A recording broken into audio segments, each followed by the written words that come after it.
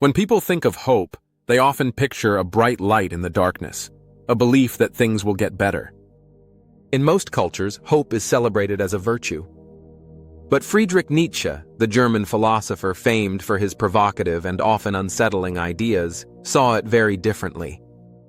Drawing from ancient myth and his own piercing analysis of human psychology, Nietzsche called hope the worst of evils, a statement that has puzzled and even offended many readers.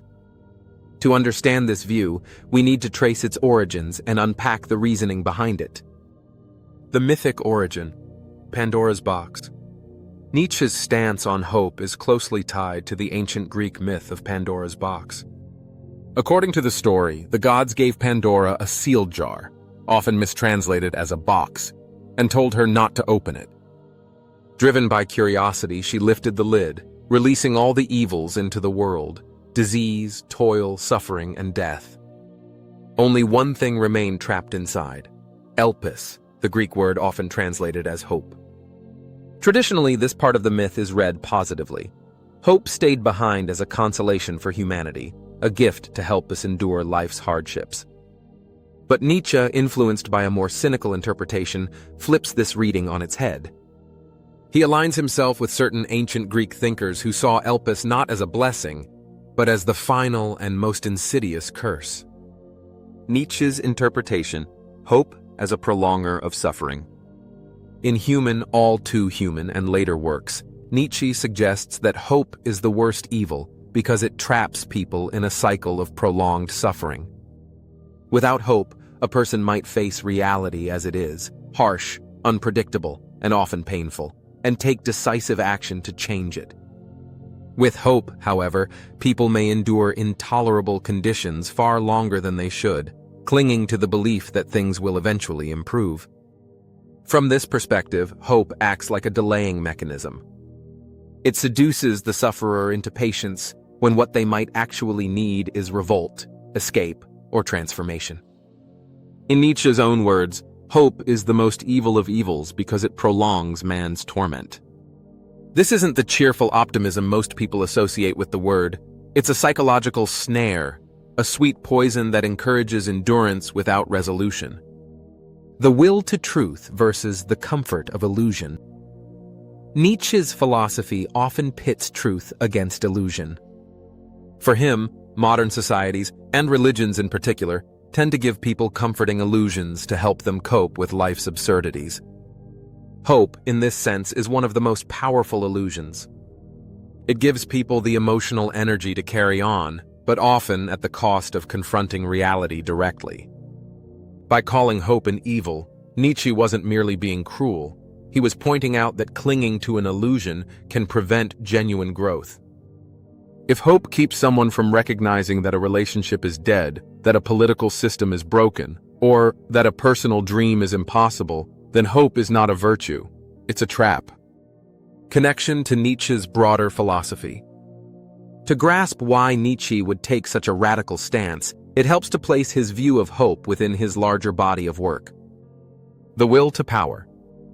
Nietzsche believed that the fundamental drive in humans is the will to power, the desire to shape and affirm life according to one's own strength and values.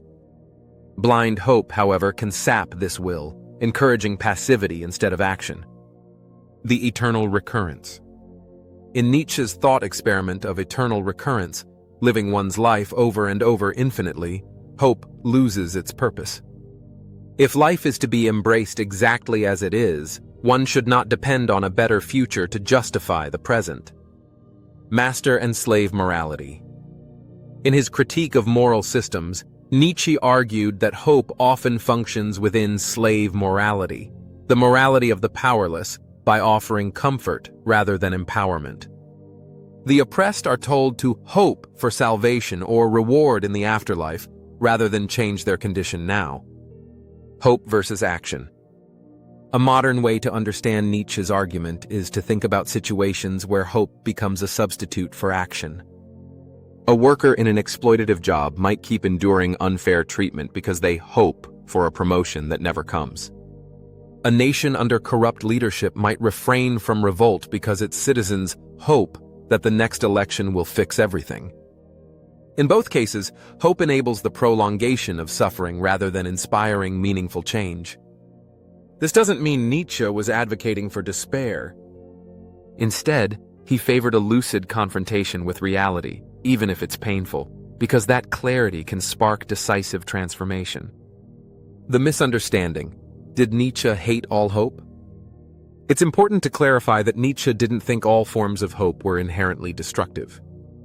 His attack is aimed at passive hope, the kind that leaves people waiting for external forces to improve their lives. By contrast, a proactive, self-affirming form of hope, one grounded in personal strength and action, would align more closely with his philosophy. But for Nietzsche, once hope is stripped of illusion, it stops being hope in the traditional sense and becomes something more like courage or resolve. Why this idea still resonates.